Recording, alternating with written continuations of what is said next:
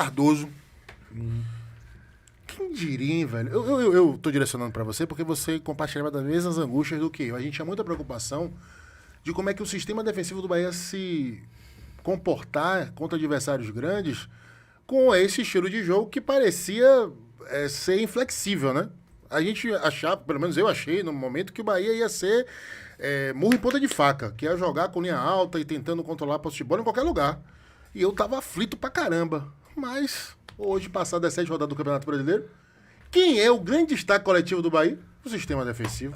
É isso aí. É uma surpresa positiva, né, velho? É uma surpresa positiva e é curioso porque mesmo... Eu concordo com você. A surpresa positiva é o sistema defensivo do Bahia, mas o ataque fez gol em todos os jogos. Todos os jogos da Série A, o Bahia fez pelo menos um gol. O que demonstra que esse equilíbrio, né, é o ponto-chave de uma campanha mais competitiva.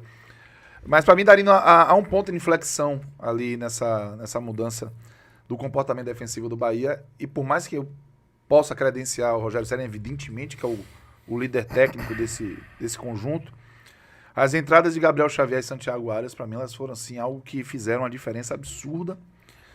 O Gabriel Xavier, a última vez que ele perdeu um jogo sendo titular do Bahia foi em 2023 e o gol foi mal marcado porque o lateral era pro Bahia. São 18 jogos dele como titular sem perder. Exatamente. A informação foi trazida por Yuri Santana, do canal do PUC. Um beijo pra ele. E esse último jogo que ele perdeu, ele foi titular contra o Grêmio, o Bahia fazia um bom jogo defensivo até um lateral que foi invertido e o Soares acabou aproveitando, e era o Luiz Soares, né?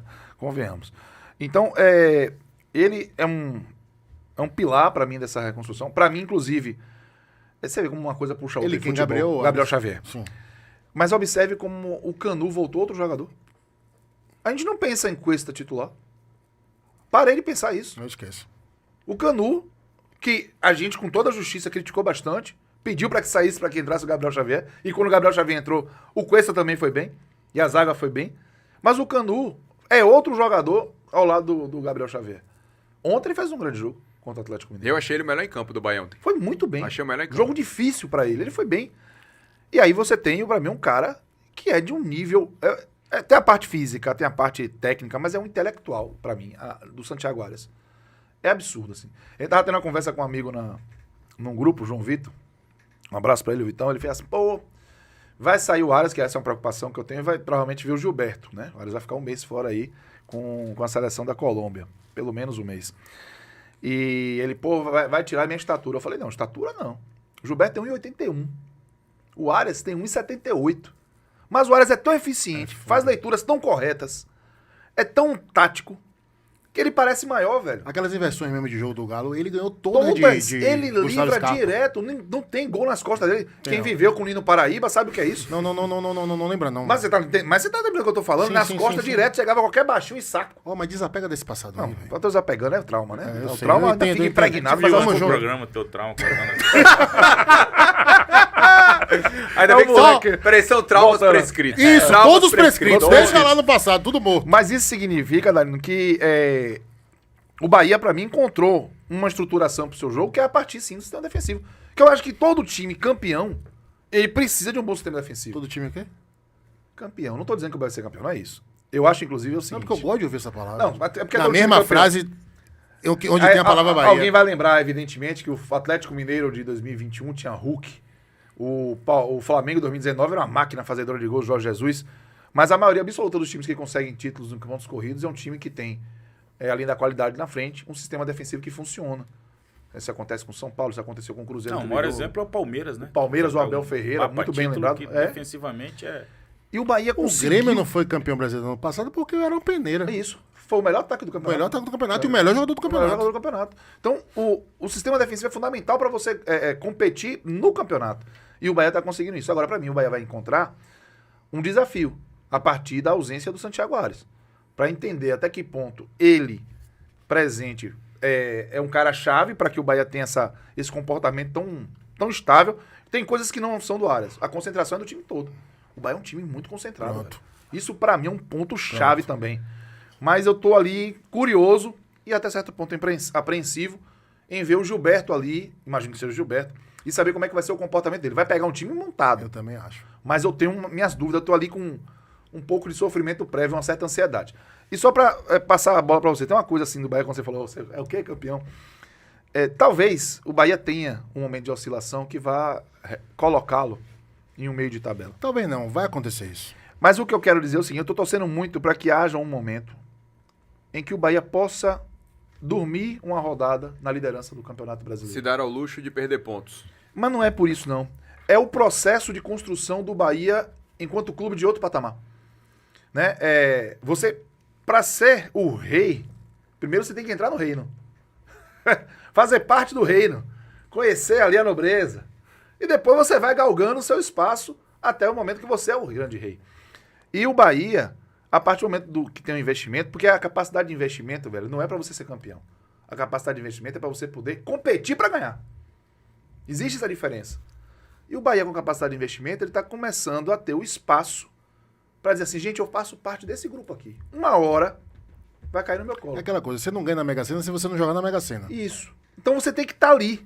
E o Bahia, quando passa rodadas em sequência ali nos primeiros 4 lugares, Isso é maravilhoso, né? quando de repente tem a possibilidade de assumir uma liderança, são etapas subjetivas, mas importantes na consolidação de um projeto que não estou achando que o Bahia vai conseguir o objetivo de título esse ano. Tenho até dúvida se Libertadores ainda. Mas, com certeza, é uma etapa importantíssima para o que está sendo buscado em curto prazo. É uma etapa importantíssima nesse processo de construção de um novo caráter esportivo. Isso. O Bahia está sendo do budamolismo para o protagonismo, né? Se E tem que passar por esse Para processo. ter o hábito de disputar lá Se em sentir cima. confortável em ser o time a ser Para ser o batido. protagonista, exatamente. Vamos lá, sobre tudo que você falou, algumas observações rapidinhas. Primeiro, né, você fala que o time se ajustou a partir das entradas, se ajustou defensivamente das entradas de Arias e de Gabriel Xavier. Então acho que foi só isso.